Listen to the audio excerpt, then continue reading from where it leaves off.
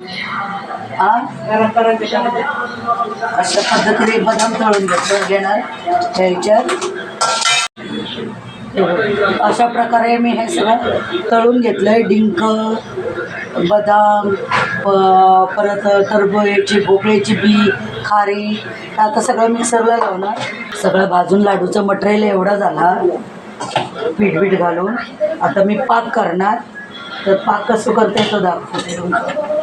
मेथी म्हणजे मिक्सरला लावली. एका कस्टमरला कमी कडू पाहिजे तर थोडी आधी कमी मेथी टाकणार. पातळ केलं. 1 चमचा घी टाकली. 1 किलो गूळ घेतलं.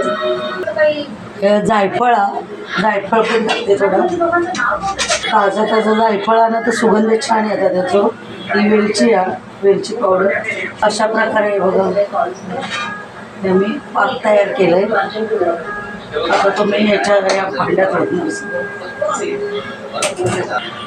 अशा प्रकारचे लाडू बनवून घेणार थोड्या साईजचे. हे बघा असे मंडळी मी सगळे लाडू झाले माझे मेथीचे. थोडे बनले.